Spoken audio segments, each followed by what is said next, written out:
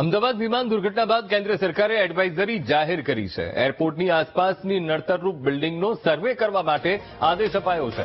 કેન્દ્ર સરકારે 60 દિવસની મર્યાદામાં સર્વે કરવા હુકમ આપ્યો. કેન્દ્ર સરકારના આદેશને લઈને વડોદરા એરપોર્ટ ઓથોરિટી હરકતમાં આવી છે. વડોદરા એરપોર્ટની આસપાસની નડતરરૂપ બિલ્ડિંગનો સર્વે કરાયો. એરપોર્ટ સર્કલ, સંગમ 4 રસ્તા નજીક 250 થી વધુ જોખમી બાંધકામ છે, તો સર્વે બાદ ગેરકાયદે બાંધકામ દૂર કરવા કાર્યવાહી કરવામાં આવશે. તો એરપોર્ટ ઓથોરિટી અને ટાઉન પ્લાનિંગ વિભાગની આ સંયુક્ત કામગીરી શરૂ થઈ છે. સર્વેમાં સોલાર પ્લેટ, પાણીની ટાંકી, બેનર નડતરરૂપ હોવાનું પણ સામે આવ્યું છે.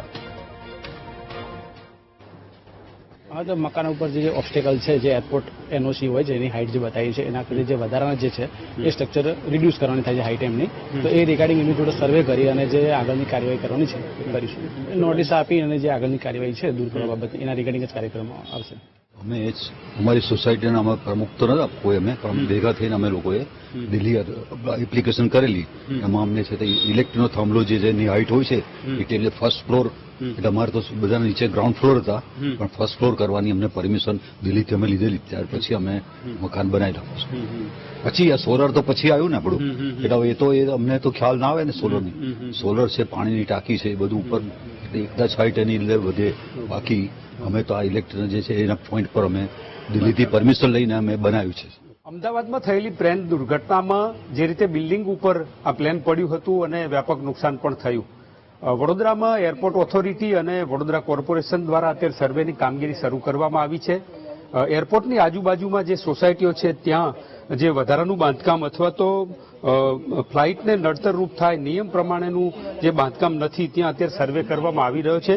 એરપોર્ટ 4 રસ્તા, સંગમ 4 રસ્તા વચ્ચેની સોસાયટીઓ છે એ મકાનોની અંદર સર્વે કરવામાં આવી રહ્યો છે. ખાસ કરીને એક જે સેટેલાઇટ સર્વે થયો છે એમાં કેટલીક જગ્યાએ સોલારના જે પ્લેટો છે એ લગાવવામાં આવેલી છે. મોબાઈલ ટાવર, વૃક્ષો, હાઈવે ઓથોરિટીના જે મોટા બેનરો, આ તમામ અડચણરૂપ છે એવી જે બાંધકામ દૂર કરવા માટેની કાર્યવાહી શરૂ કરવાની છે અને એને લઈને આ સર્વે શરૂ કરવામાં આવ્યો છે.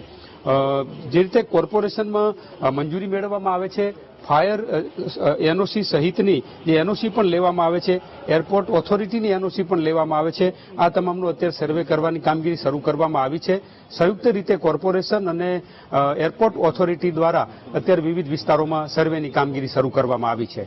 કેમેરામેન કિશોર ક્ષીરસાગર સાથે માનુ ચાવડા, વીટીવી ન્યૂઝ, વડોદરા.